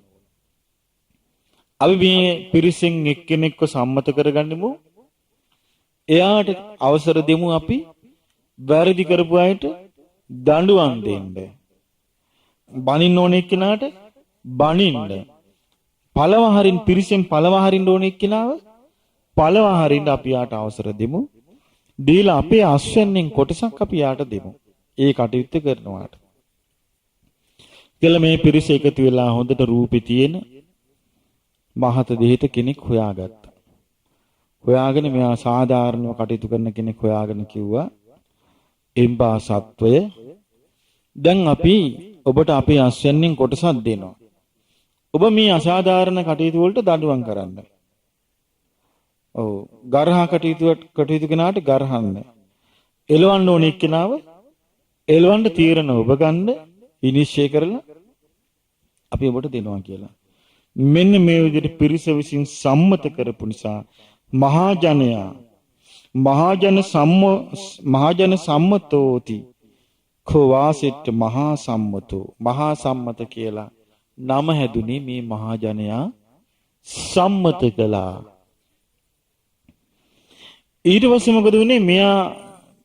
මෙයාට දැන් බදු ගෙවනවා මිනිස්සු. අන්තිමට මොකද වුනේ? මේ කුඹුරු වතුපිටි වල හිමිකාරයා බවට පත් වුනේ අධිපතියා වුනේ මේ මහා සම්පත රජුරෝ. කිත්තානං අධිපතිති කත්තියෝ. කුඹුරු වලට අධිපති නිසා ක්ෂත්‍රිය වුණා. ඊට පස්සේ ධම්මේන පරේ රංජේති රාජා. ධර්මානුකූලව අන්‍යයන්ව සතුටු කරවන නිසා රජුරෝ කියලා කියනවා. මෙන්න මේ විදිහට කියනවා මේ පැරණි ලෝකය තුල සම්මත වෙලා හැදුනේ. මේක ධර්මයෙන් මිසක් අධර්මයෙන් නෙමෙයි කියවුනේ කියලා බුදුරජාණන් සායමත් පුටා දක්වනවා. ඒ නිසා වාසෙට්ටේනි මෙලොවත් පරලොවත් ජනයා අතර ශ්‍රේෂ්ඨ වන්නේ ධර්මයයි. ඊළඟට බුදුරජාණන් වහන්සේ වදාළ මේ පිරිස අතර තව කොටසක් හිටිය ලොකු කලකිරීමකින් මේ පිරිසේ ඇතිවෙච්ච පරිහානිය ගැන. කලකිරීමකින් හිටිය අනේ මේ ලාමක පාපී අකුසල හටගත්තා, බොරු කීම හටගත්තා, හොරකම හටගත්තා, දඬු මුගුරු පරිහරණය හටගත්තා. මේ මොකද්ද මේ උනේ කියලා කලකිරලා කල්පනා කළා. අපි මේවා අපේ හිත් වලින් බැහැර කරනවා. මේ පව් අපි බැහැර කරනවා කියලා මේගොල්ලෝ ගම අතෑරියා. ගම අතෑරලා මොකද කළේ? තනි තනියම මේ වනාන්තරවල පොඩි පොඩි කුටි හදාගත්තා. කුටි හදාගෙන දැන් ජීවත් වෙන්න විදියක් නැහැ මේගොල්ලන්ට. දැන් ගම ඇතේරියන්නේ. කුටි හදාගත්තන වනාන්තරේ. මේගොල්ලෝ වාජන අරගෙන ගමට යනවා උයපු පියපු දේවල් වලින් ඉල්ල ගන්න. පින්ඩපාතේ. ඊට පස්සේ මිනිස්සු බැලුවා මේගොල්ලෝ ගම ඇතෑරලා. මේ මොකද? ඇයි කියලා. එතකොට අපි මේ පාපී අකුසල ධර්මයන් බැහැර කරන්නයි මේ කලේ. ආන්න මේගොල්ලන්ට නමක් හැදුනා. පාපකේ අකුසලේ ධම්මේ බාහින් තීති බ්‍රහ්මනා. පාපී අකුසල ධර්මයන් මේගොල්ලෝ බැහැර කරනවා කියන අර්ථයෙන් බ්‍රාහ්මණ කිව්වා. ඊට පස්සේ බැලුවා මිනිස්සු කියලා මේගොල්ලෝ මොකද කරන්නේ කියලා. බැලුවන් පස්සේ මේගොල්ලෝ වාඩි වෙලා අත් කකුල් නවාගෙන ඇස් වහගෙන ඉන්නවා. මොකද්ද කරන්නේ? භාවනා කරන. බැලුවා මේගොල්ලෝ ධ්‍යාන කරනවා. ඊට පස්සේ මේගොල්ලන්ට නමක් පට බැඳුනා ජායකා. ධ්‍යාන කරනවා කියන අර්ථයෙන් ජායකා. ඉතින් මේ ධ්‍යාන කරන්න වනාන්තර වලට ගිය අයට සමහරුන්ට ධ්‍යාන කරන්න පුළුවන් වුණා, සමහරුන්ට කරගන්න බෑ. කරගන්න බැරියයි හිමීට වනාන්තරේ අතෑර අර කිට්ටුවෙන් කිට්ටු කර කර ආවා. වනාන්තරෙන් එළියට. ඇවිල්ලා ගම් සීමාව තුල හදාගත්තා. ගම් සීමාව තුල හදාගත්තා පොඩි කුටි. හදාගෙන මොකද කළේ මේගොල්ලෝ? පොත් ලියන්න පටන් ගත්තා. අහස දිහාවල්ලා තරු ගණන් කරලා නැකත් ලියන්න පටන් ගත්තා. ගස් කොළන් දිහා බලලා බෙහෙත් ලියන්න පටන් ගත්තා. මේ වගේ දේවල් මේගොල්ලෝ කරන්න පටන් ගත්තා. ඊට පස්සේ මොකද වුනේ? මේගොල්ලන් මිනිස්සු බැලුවා දැන් මේගොල්ලෝ මොකද කරන්නේ කියලා. බැලුවම මේගොල්ලෝ අර වගේ භාවනා කරන්නේ නැහැ. මේගොල්ලන්ට නම වැටුණා අජ්ජායකා. මේගොල්ලන්ට නදානිමේ ජායන්ති අජ්ජායකා. දැන් මේ උදවිය භාවනා කරන්නේ නැත. දැන් මේ උදවිය භාවනා කරන්නේ නැත කියලා මේ අජ්ජායක ධ්‍යාන නොකරන්නෝ කියලා මිනිස්සු උපහාසයට නම් පට බැඳ සත් ඒ කාලේ හිටපු අය. මෙන්න මෙහෙමයි කියන මේ බ්‍රාහ්මණ සමාජය හැදුනේ. එහෙම නැතුව මේ ඔය කියන ආකාරයට මේ දෙවියෝ ගමනේ දාලා නොවේ කියනවා. මේ ධර්මයෙන් මිසක් අධර්මයෙන් නෙමෙයි. ඒ නිසා මෙලොව පරලොව දෙකේම ශ්‍රේෂ්ඨ වන්නේ ධර්මයයි. ඊළඟට බුදුරජාණන් වහන්සේ වදාලා ඊළඟ තව කොටසක් හිටියා මේ රජකම් කරන්න යන්නේ නැහැ. ඊළඟට තපස්කම් කරන්න යන්නෙත් නැහැ. බ්‍රාහ්මණය වෙලා ඉන්නෙත් නැහැ. ඒගොල්ලෝ මොකද කළේ? ගෙවල් දොරවල් හදාගෙන, කුඹුරු අතුපිටි හදාගෙන, හරක බාන ඇති කරගෙන, බඩු මුට්ටු විකුණගෙන මේගොල්ලෝ පටන් ගත්ත ව්‍යාපාර. බෙලහිල දාම් කරන්න පටන් ගත්ත නිසා නොඑක ආකාරයේ කර්මාන්ත කරන්න පටන් ගත්ත නිසා ඒගොල්ලන්ට නම වැටුණා වෛශ්‍ය කියලා. එතකොට ඒගොල්ලන්ට නම වැටුනේ ධර්මයෙන් මිසක් අධර්මයෙන් නොවේ. ඊළඟට බුදුරජාණන් වහන්සේ මෙහිම අදහසක් ඉදිරිපත් කරනකොට ඒ බ්‍රාහ්මණ සමාජයේට කසෙන් ගහනවා වගේ තියෙන්න ඇති. ඇයි මේගොල්ලෝ කාලයක් මුල් බැසගෙන ඒ ඔස්සේ සමාජ ආධිපත්‍ය අරගෙන රජ්ජුරුවන්ට අනුශාසනා කරන මට්ටමට ඇවිල්ලා රජ්ජුරුව ලවා මේ ඒගොල්ලන්ගේ මාවපු දෙවියන්ව සතුටු කරන්න කියලා නොඑක් සත්තු මරමර ගින්නට දදා යාග හෝම කර කර හිටපු කාලේ. බයිබලෙත් තියෙන මුල් කාලේ ඒ විදිහටම. අර මෝසෙස්ලාම යාග කරපු හැටි සත්තුන්ට මේ දවන පූජාව කියලා හාරක් මරලා ආසනයේ තියලා මේ පුලුටු ගඳ දෙවියන්ට ආග්‍රහණ කරන්න සලස්සන්න කියලා කියනවා එහෙම. ඉතින් ඒ විදිහට මේ කර කර හිටියේ බමුණු පැලැන්ති. ඒ බඳු සමාජයක බුදුරජාණන් වහන්සේ මේ විදිහේ ප්‍රකාශයක් කරනකොට සමාජයේ දිදරලා යන්නේ ඇති. ඉතින් බුදුරජාණන් වහන්සේ වදාලා තව කොටසක් හැදුනා ඔය සමාජයේම හිටිය කොටසක් නිකන් නහයට අහන්නේ නැති. මුරණ්ඩු ගුරුසු ඒගොල්ලන්ට නම හැදුනා ලුද්ධාචාරා කුද්ධාචාරාතිකෝ වාසෙට්ටා සුද්ධා. මේ ශුද්‍ර කිව්වේ වහල් කියන අර්ථයෙන් නොවේ. එහෙනම් ශුද්‍ර කිව්වේ මේ දාස પરම්පරාවල් වහල් પરම්පරාවල් ගන්න මේ මහා බ්‍රහ්මයා යටිපතුලින් මවලා කියලා නෙවෙයි. නපුරු ගති පැවතුම් නැති නිසා ශුද්‍ර කිව්වා. එතකොට ඒගොල්ලෝ වෙනම කණ්ඩායමක් හැටියට ඒගොල්ලෝ හැදුනා. කොමාරිට පස්සේ ඒගොල්ලන්ව වැටුණා සමාජී වහල් තත්ත්වයට. ඉතින් බුදුරජාණන් වහන්සේ නමුත් මේගොල්ලන්ට මේ නම් පැට බැඳිලා මේව සකස් වුනේ ධර්මයෙන් මිසක් අධර්මයෙන් නොවේ කියනවා. එතකොට බුදුරජාණන් වහන්සේ ඒ නිසා ශ්‍රේෂ්ඨ වන්නේ මෙලොව පරලොව දෙකේදීම ධර්මයයි. ඊට පස්සේ බුදුරජාණන් වහන්සේ වදාලා තව කොටසක් බිහි වුණා මේ ක්ෂත්‍රීය බ්‍රාහ්මණ වෛශ්‍ය ශුද්‍ර කියන සමාජ හතර ගැනම කලකිරිච්ච අය මේගොල්ලෝ තෝරගත්ත අලුත් ජීවිතයක්. ඒකට කියන්නේ ශ්‍රමණ. අපි ශ්‍රමණය වෙනවා කියලා ශ්‍රමණ ජීවිතයක් පටන් ගත්තා. බුදුරජාණන් වහන්සේ මේකේ අහනවා මේ ධර්මයේ ගැන කියන්නේ එක තැනක වාසිට්ඨකින් අහන වාසිට්ඨේනි දැන් බලන්න මේ ශාසනයේ එක එක පළාත් වලින් එක එක ජාතීන්ගෙන් එක එක කුල ගෝත්‍ර වලින් ඇවිල්ලා පැවිදි වෙනවා. අදත් එවනේ පැවිදි වෙනවා. අදත් මේ සිංහල අය පැවිදි වෙනවා, දෙමළ අය පැවිදි වෙනවා, මට මොන ගහලා තියෙනවා මුස්ලිම් අය ඉන්නවා පැවිදි වෙනවා. ඊළඟට ඉන්දියාවෙන් පැවිදි වෙනවා.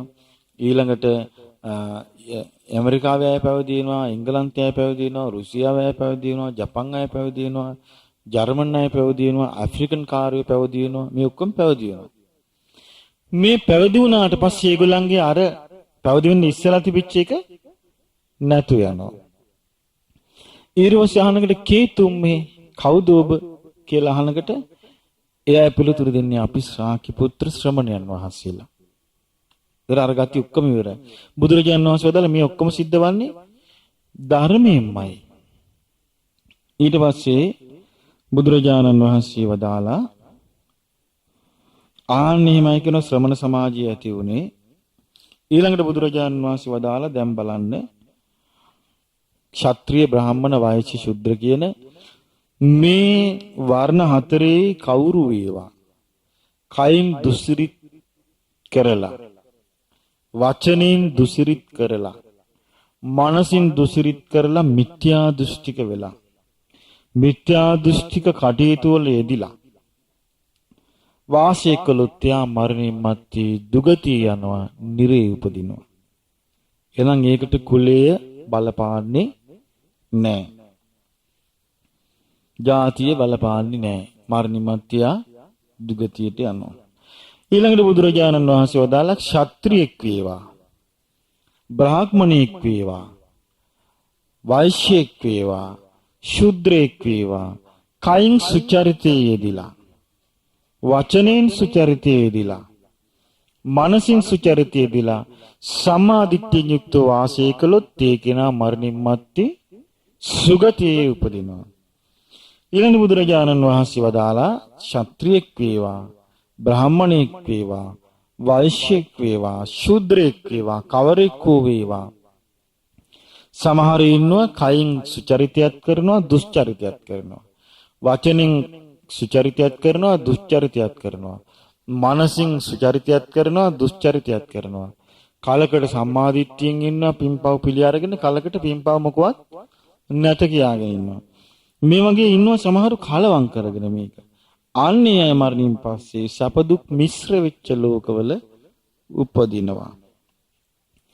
ඊළඟට බුදුරජාණන් වහන්සේ වදාළ ක්ෂත්‍රියෙක් වේවා බ්‍රාහ්මණයෙක් වේවා වෛශ්‍යෙක් වේවා ශුද්‍රයෙක් වේවා ඕනෑම කෙනෙක් කයින් සංවර වෙනවා නම් වචනයෙන් සංවර වෙනවා නම් මනසින් සංවර වෙනවා නම් බෝධිපාක්ෂික ධර්ම 7 දියුණු කර ගන්නවා නම් මොනවාද බෝධිපාක්ෂික ධර්ම 7? 1 සතර සතිපට්ඨාන, 2 සතර සම්‍යක් ප්‍රධාන වීරිය, 3 සතර රිද්ධිපාද, 4 පංච ඉන්ද්‍රිය, 5 පංච බල, 6 සප්ත බොජ්ජංග, 7 ආර්ය අෂ්ටාංගික මාර්ගය. එතන මේ බොජ්ජංග ධර්ම කොටස් 7 දිනු කරනවා නම් කවුරු වේවා ඒකේන සියලු දුක් නැති කරලා පිරිනිවන් පානවා කියලා බුදුරජාණන් වහන්සේ වදාලා.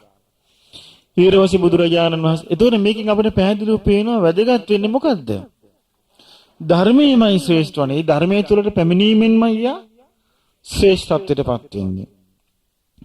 බුදුරජාණන් වහන්සේ ඒ නිසා කියන මේ සනන් කුමාර බ්‍රහ්මරාජයා මේ බලන්න වාසිට්ඨ භාරද්වාජ ස්වාමීන් වහන්සේලාට කියනවා දැන් බලන්න වාසිට්ඨ මේ සනන් කුමාර බ්‍රහ්මයා මෙන්න මෙහෙම ප්‍රකාශ කරලා තියෙනවා. කත්තියෝ සෙට්ඨෝ ජනේ තස්මින් යේ ගොත්තපටිසාරිනෝ. යම් කිසි කෙනෙකුගේ ගෝත්‍ර පිළිවෙල හොයාගෙන ගියොත් ජනයා අතර ශ්‍රේෂ්ඨ කෙනා හැටියට මුණ ගැහින්නේ ක්ෂත්‍රීය වංශිකෙක්. විද්‍යාචරණ සම්පන්නෝ සෝ සෙට්ඨෝ දේව මානුසේ. දෙවි මිනිසුන් අතර විද්‍යාචරණ සම්පන්න වූ යමෙක් ඇද්ද ඔහු තමයි ශ්‍රේෂ්ඨ වන්නේ. කවුද විද්‍යාචරණ සම්පන්න වූ කෙනා? රහතන් වහන්සේ. බුදුරජාණන් වහන්සේ වදාලා වාසිට්ඨ ඔය සනන් කුමාර බ්‍රහ්මයා ඔය කියපු කතාව සුගීතා හොඳට කියපු එකක්. නොදුග්ගීතා මේ වැරදි විදිහට කියපු එකක් නෙවෙයි. සුභාසිතා යහපත් කියමනක්. නොදුබ්බාසිතා යහපත් කියමනක් නෙවෙයි. අර්ථ සංහිතා අර්ථවත් කතාවක් ඒක. අනර්ථ සංහිතා මේක අනර්ථවත් එකක් නෙවෙයි. අනුමතා මය මා විසින් මේක අනුමත කළා. අහම්පි වාසිට්ඨා එවං වදාමි. වාසිට්ඨ ඒ නිසා මමත් ඔය කරුණ ඔය විදිහටම කියනවා. කත්තියෝ සෙට්ඨෝ ජනේ තස්මින් යේ ගොත්තපටිසාරිනෝ. මේ ගෝත්‍ර පිළිවෙල හොයනවා නම් කෙනෙකුගේ මේ ජනයා අතර ශ්‍රේෂ්ඨ වන්නේ ක්ෂත්‍රීය වංශිකයා කියලා හොයාගන්න හම්බ වෙනවා. නමුත් දෙවි මිනිසුන් අතර ශ්‍රේෂ්ඨ වන කෙනා හෙව්වොත් එයා කවුද? විද්‍යාචරණ සම්පන්න වූ රාතන් වහන්සේ කියලා. බලන්න බුදුරජාණන් වහන්සේගේ මේ දේශනාව තුළ බුදුරජාණන් වහන්සේ පැහැදිලි කළා මේකෙදී අපිට මේකේ කරුණු දෙකක් මතක තබා ගන්නට තිබෙනවා. එකක් තමයි මෙලව පරලොව දෙකේදීම ශ්‍රේෂ්ඨ වන්නේ ධර්මය. ඒක තමයි උන්වහන්සේ හැමතිස්සෙම උපුටා දක්වන්නේ මේකේ. අනිත් එක තමයි මේ සංසාරගත සත්‍යය ලෝක විනාශයෙන් පස්සේ ආයමත් සකස් වෙලා යන ආකාරය. මේක මේ බුදුරජාණන් වහන්සේගේ දේශනාවල් ගත්තොත් එහෙම මේ ඒක ඉතින් උන්වහන්සේට විශේෂ ඥාන වලින් තමයි උන්වහන්සේ අවබෝධ කරගෙන දේශනා කළේ. දැන් අපි ගත්තොත් එහෙම මේ කාලේ ඔය ටෙලස්කෝප් ඒවා මේවා ලොකු දේවල් හදලා තමයි මේ විශාල ඒවා හදලා මේ තමයි මේ ග්‍රහවලු දිහා බලලා තාරකා විද්‍යාව කියලා විෂයක් හදලා තමයි මේ ලෝකේ මෙන්න මෙහෙම තියෙනවා, මෙහෙම තරු තියෙනවා, මෙහෙම තව හිරුසඳු තියෙනවා, තව ග්‍රහ තාරකා තියෙනවා, තව මන්දාකින තියෙනවා, තව සක්‍රවල තියෙනවා කියලා මේ බටහිර පරීක්ෂකවරු කියන්න පටන් ගත්තේ. මේ කිසිම දෙයක් නැති ඒ කාලේ බුදුරජාණන් වහන්සේ මේ ලෝකේ භාවනා කරලා ලැබූ දැනුමෙන්ම මේ ලෝකයේ ගැන කොයිතරම් දේවල් ප්‍රකාශ කරලා තියෙනවද? උන්වහන්සේ පැහැදිලිවම හිරිසඳු ග්‍රහ තාරකා දිනවකවානු මේ ඔක්කොම හැදෙන හැටි කියනවනේ. ඉතින් එහෙනම් අපිට පැහැදිලිව පේනවා බුදුරජාණන් වහන්සේගේ ඥානෙ කොයිතරම් පළල් එකක්ද කියලා. අනිතික උන්වහන්සේ එහෙම ප්‍රකාශ කළා මිනිස්සුන්ව විස්මයට පත් කරවන්න කල්පනා කරන්නේ. උන්වහන්සේ අතරේ ප්‍රකාශ කරන ඒක එහෙම තමයි. නමුත් එතනත් කොතනත් ශ්‍රේෂ්ඨ වන්නේ ධර්මයයි. එහෙනම් අපිත් මතක තියාගන්න ඕනේ ඒක. අපේ ජීවිතේ ශ්‍රේෂ්ඨ වන්නේ යම් දවසකද ඒ ධර්මයේ තුල මිසක් වෙන කිසි දෙයක් තුල අපිට ශ්‍රේෂ්ඨත්වයේ කරා යන්න ලැබෙන්නේ නැත. ඒ නිසා අපි අපි ගත්තොත් මේ ජීවිතයේදී යම් තාක් අපි අපේ ජීවිත ගොඩනගාගෙන අකුසලයන්ගෙන් අත් මිදිලා කුසල ධර්මයන් පිහිටවල යම් කිසි දෙයක් පිහිටක් පිළිසරණක් ලබාගෙන තිබෙනවා නම් ඒ ඔක්කොම ලබාගෙන තිබෙන්නේ මොකෙන්ද? ඒව ලබාගෙන තිබෙන්නේ ධර්මයෙන්. ඊළඟට නෝනෙක්තන්ගෙන් යහපත් සත්පුරුෂ පින්වතුන්ගෙන් යම් ප්‍රශංසාවක් ලබනවා නම් ඒක ලබන්නේ මොකකින්ද? ධර්මයෙන්මයි. ප්‍රශ්නයක් ඇති වෙච්ච වෙලාවට අපටත් මේ ඒවා ඔක්කොම හිතෙන් හරි ගස්සගෙන යහපත් විදියට කල්පනා කරලා තෝර බේර ගැනීමේ හැකියාව ලැබෙන්නේ මොකින්ද? ධර්මයෙන්මයි. එහෙනම් අපිට පේනවා අපි සියලු දේට වඩා මුල් තැන දීලා ලබා ගන්න ඕන ධර්මයයි. ධර්මයේ තුල තමයි අපිට මේ සෑම දෙයක්ම දියුණු කර ගන්නට පුළුවන් වන්නේ. ධර්මය අපි හරියට දියුණු කරගත්තොත් මෙලෝ ජීවිතය සාර්ථක වෙනවා. ධර්මය හරියට දියුණු කරගත්තොත් මෙලෝ ජීවිතය විතරක් නොවේ පරලෝ ජීවිතයේත් අපට සාර්ථක කරගන්නට ඕනෑතරම් පුළුවන්කම තියෙනවා. ඒ නිසා ධර්මයේමයි ශ්‍රේෂ්ඨ වන්නේ. ඒ නිසා මේ ධර්මයේ ශ්‍රේෂ්ඨත්වය අපි හොඳට තේරුම් අරගෙන එතකොට ධර්මය කියන්නේ මොකද්ද? බුදුරජාණන් වහන්සේ අපිට මේ ලෝකයේ පෙන්වා දීපු මේ යහපත් මාර්ගය. මේක තමයි ධර්මය. දැන් අපි මේ වෙනකොට කිසිම විශේෂ අමුතු සංස්කරණයක් ගන්නෙ නැතුව සම්පූර්ණයෙන්ම අග්ගඤ්ඤ සූත්‍රය ඉගෙන ගත්තා. දැන් බලන්න මේක අපි බුදුරජාණන් වහන්සේගේ දේශනාව තුළ මේ පිටසක් වලින් ජීවීන් වෙලා පදිංචි වෙච්ච කතාවක් කියනවද මේකේ? නෑ, මේක කියන්නේ කොහොමද? මේ ලෝකේ විනාශ වෙනවා. විනාශ වෙනකොට මේ ලෝකේ ඉන්න සත්වයෝ ආලෝක ශරීර බවට ඇතිපත් වෙනවා. ඊළඟ කාලයක් ගියා මේ ලෝකේ ආයේ හැදෙනවා. හැදුනම ඒ හිටපු තැන් වලින් චුත වෙලා ආයෙත් ඇවිල්ලා මෙහෙම වෙනවා මිසක් ලෝක සම්භවයක් ගැන බුදුරජාන් වහන්සේගේ දේශනාවල නැහැ. මේ සත්‍යාගේ 아무තු හට ගැනීමක් ගැන නැහැ. බුදුරජාන් වහන්සේ වදාළේ කොහොමද? අවිජ්ජා නීවරණානං බික්කවේ සත්තානං තණ්හා සංයෝජනනම් පුබ්බා කෝටි නපඤ්ඤායති. මේ තණ්හාවෙන් බෙදුණු අවිද්‍යාවෙන් ඇසෙන මේ සත්‍යාගේ ආරම්භක කෙලවරක් දකින්න බෑ. ඉතින් ඒ නිසා නමුත් මේක පටලව ගන්නවා සමහරු. දැන් අපිට මතකයි අපිත් ඒ සාමාන්‍යයෙන් උසස් පෙළ වගේ කරන කාලේ අපි ඉගෙන ගත්තී මේ ලෝක නිර්මාණය ගැන බෞද්ධ මතය කියලා. බලමු මේ මේකක් නෙමෙයි මේක උගන්වන්නේ. මේක උගන්වන්නේ මොකද්ද? මෙලෝ පරලෝ දෙකේම ශ්‍රේෂ්ඨ වන්නේ ධර්මයයි කියන කාරණාව. ඒක අපිට අහන්න හම්බුන්නේ නැහැ. අන්න එතකොට දැන් හොඳට තේරුම් ගන්න බුදුරජාණන් වහන්සේගේ ධර්මයේ තියෙන මූලික අරමුණු. ඒ නිසා අපි කවුරුත් මේ මෙලෝ පරලෝ ශ්‍රේෂ්ඨ වන්නා වූ ඒ උතුම් ධර්මයේම පිළිසරණ කරගෙන උතුම් චතුරාර්ය සත්‍ය ධර්මයේ අවබෝධ කරගන්නවා. සාදු සාදු